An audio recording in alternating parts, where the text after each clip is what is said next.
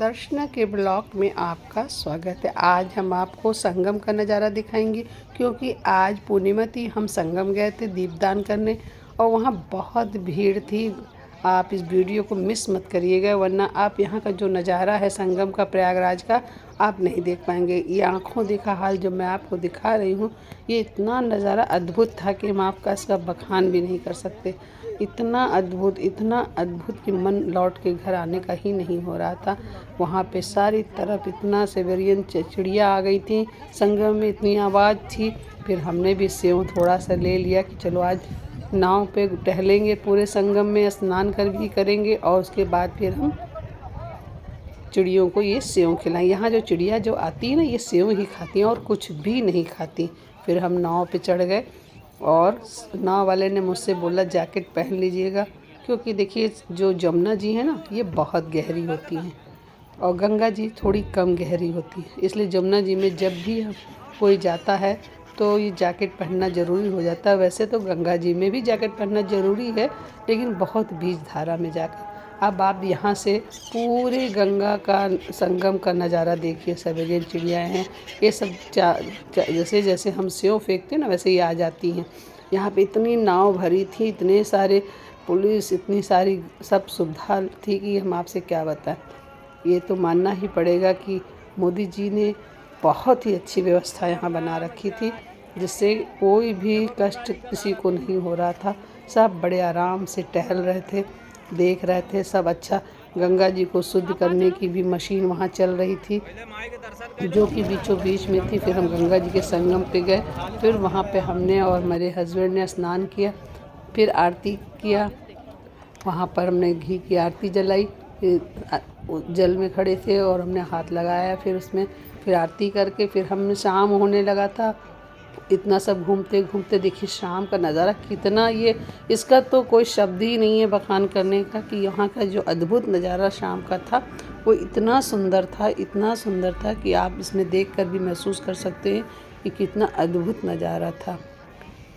चाँद सूरज उस समय के किनारे पे था और यहाँ शाम के नाव पे ऐसा लग रहा था जैसे क्या कहें इस शब्द को। फिर हमने वहाँ पर भी नाव पे बैठकर हमने फिर दीप जलाया, क्योंकि आज दिवाली थी, देव दिवाली थी, इसलिए हमने दीप भी वहाँ पे जला कर रखा और पूरे नाव पे ही हम दीप जला कर सफ़र भी करते रहे। फिर हम देखिए एक किनारे बैठकर फिर हमने कायदे से विधि विधान से पूजा करी थोड़ी सी। वहाँ पे इतना टाइम नहीं मिल पाता है कि बहुत ज़्यादा कुछ कर सकें, क्योंकि इतनी भीड़, इतनी सारी नाव लगी रहती हैं कि पूछिए मत। आप ज़रूर एक बार संगम आया करिए। संगम में जो आता है और प्रयाग आता है, संगम में दर्शन नहीं करता है या स्नान नहीं करे तो समझ लिए कुछ भी नहीं होता है, कि कुछ भी नहीं कर पाया वो, अगर प्रयागराज आकर वो संगम में स्नान ना करे। फिर हम किनारे आए घाट के, फिर हमने वहाँ शिवलिंग बनाई। शिवलिंग बनाकर मिट्टी के, हमने कहते हैं कि जब भी आप किसी गंगा किनारे या किसी भी किनारे, नदी के किनारे आप जाएं तो वहाँ पर एक शिवलिंग ज़रूर बनाना, चाहे वो संगम नगरी हो या कहीं प्रयाग हो या हरिद्वार हो, कहीं का भी हो, गंगा घाट हो या जमुना घाट हो, वहाँ पे जाकर आप एक शिवलिंग बनाएं। और हमने फिर शिवलिंग बनाया, उसमें फिर वहीं से जल लेके चढ़ाया। हमें इतना अच्छा लग रहा था।